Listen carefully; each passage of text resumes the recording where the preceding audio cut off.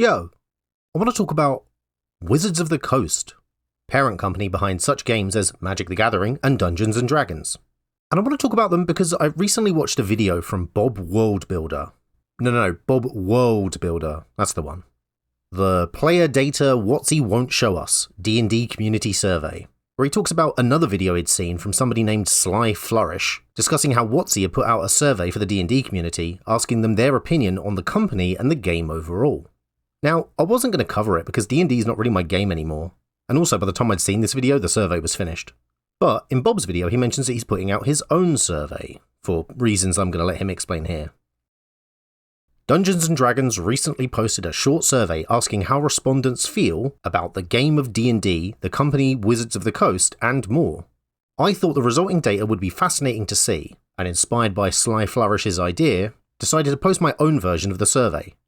After a few weeks, I will share the data publicly. If the original survey data has been made public by then, I'll compare the results. To get as many responses as possible, please share this survey with your game group, whether or not they typically follow RPG news and current events. So, Sly Flourish inspired Bob to make a video. Did Bob in turn inspire me to make this video? No, because again, I'm not really into D&D. I've played it, but I stopped after last year's OGL scandal. However, I then watched this other video from Dungeon Craft. D&D Data Cover-Up, the survey that Wizards does not want you to know about, EP 375. Man, those are some spicy video names. I may follow suit and name this video something conspiratorial and fucking mental. I'll phrase it as a question though, so it's not slander. But anyway, while I don't disagree with Professor Dungeon Master in the choices he made whilst taking the survey, everyone's entitled to their own opinion after all, I would say that I feel differently passionate. And so it's Dungeon Craft's response video to Bob the Worldbuilder's response video from Sly Flourish that finally made me say, fuck it, I'm going to take this survey. And as I said, the original survey is done, so I'm going to take Bob's version.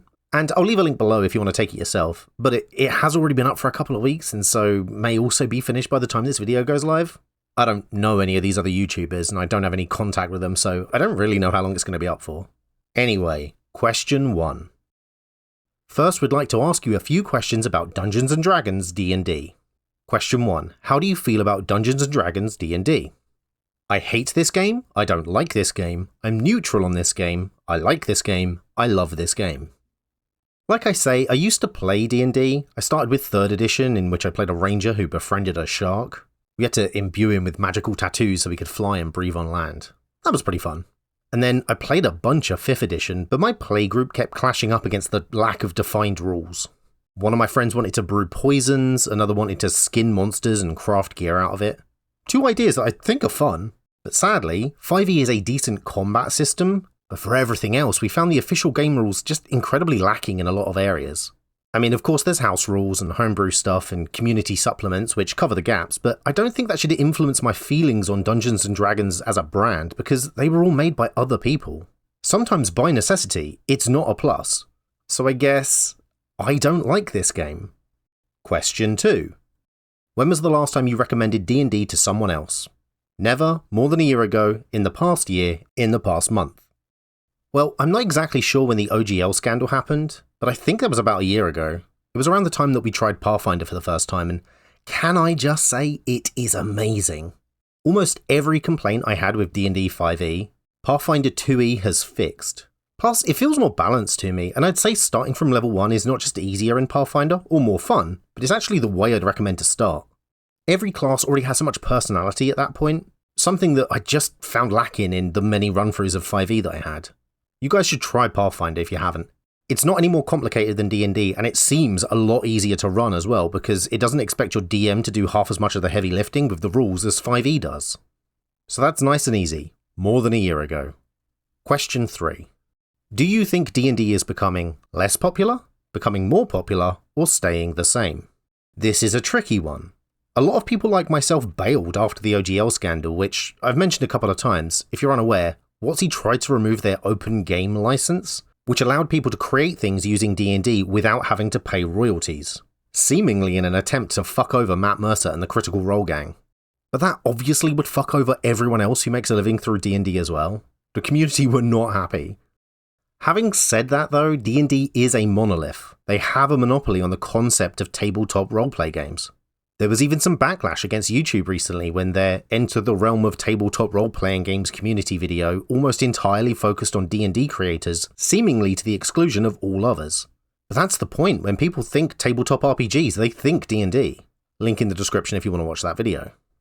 So, yeah, I think it probably balances out. Some people are just too invested and it's too well known. I suspect its popularity is probably staying the same.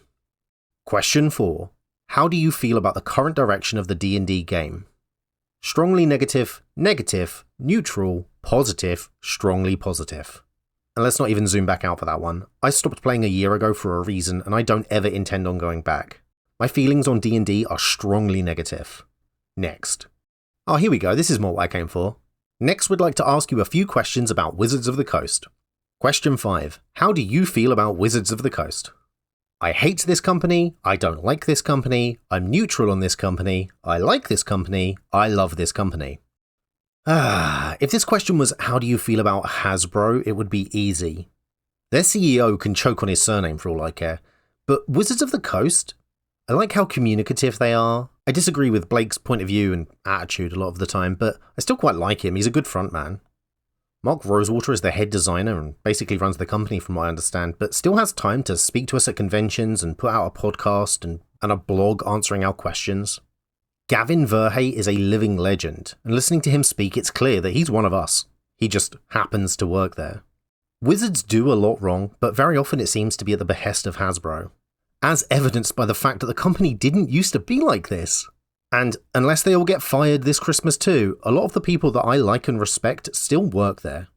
Does that forgive the company though, for the slips in quality, the Pinkertons, the AI art, the money grabbing, the constant pushing out of new products? I guess I'm trying to say, it would be easy for me to say that I like this company. It would be easy for me to say that I don't like this company. Hell, at times I even hate this company. But I think ultimately I'm neutral on this company. And honestly, that should be a concern for them, because I'm an invested fan, and as time goes on, I feel myself starting to care less and less about them and the products that they make. I care enough to run a YouTube channel almost exclusively about Magic the Gathering, and even I'm drifting. Question 6. When was the last time you recommended Wizards of the Coast products to someone else? Never, more than a year ago, in the past year, in the past month. And let's not zoom out again for this one. As I just said, I run a YouTube channel talking about WotC products all of the time. Am I recommending them? Kind of, I guess. I mean, Bloomborough looks like something, doesn't it? So I'm going to say, yeah, in the past month. Question 7. Do you think Wizards of the Coast is becoming less popular, becoming more popular, or staying the same? Interesting, because reading the comments to a lot of my videos, I would confidently say that I'm not alone in my slide towards apathy when it comes to WotC under Hasbro. And whilst I answered neutral on my feelings about them, that is still a downgrade from how I used to feel. I think sales will be up, because people want those Universes Beyond cards, but does that mean that the company is more popular? Will anyone say, hey, I bought those Warhammer cards, I wonder what else Wizards of the Coast produces? I don't think so. So, I think WotC is making more money, but I think they're becoming less popular as a company. Does that make sense? Let me know in the comments if you think I've got that one right. Question 8. How do you feel about the current direction of Wizards of the Coast? Strongly negative, and I tell you what, you've listened to what I've had to say in this video so far, so I won't waste your time. The company is collapsing under the expectations of Hasbro, so let's just click that one and be done. Question 9. How often do you watch or read content about RPG news and current events? Never, yearly, monthly, weekly, daily. As you may have guessed from my intro, I do like roleplay games. I'm currently in a Pathfinder campaign, which is very good, I'd recommend it. I've run campaigns where I DM or GM for Monster of the Week, Uni System, and yes, 5e games myself as well. I watch Bob Worldbuilder videos, I watch Dungeon Craft videos. I'd also recommend Dungeons and Discourse, no Nat Ones, and Ronald over at The Rules Lawyer. He's a real lawyer. Link in the description if you want to check out any of those guys. I don't watch daily, I don't think, but weekly? Sure. And then we scroll down to find that was the last question.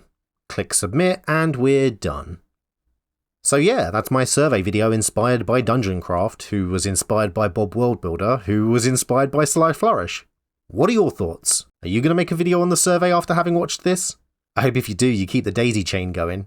If not, how would you have filled in these answers? Let me know in the comments below. Bob said he'd eventually publish the results of the survey, so maybe we can check back once that's done. Oh, and don't forget to click that link in the description if you want to fill in his survey yourself. You know, if I haven't taken too long to upload this, and it's actually still live.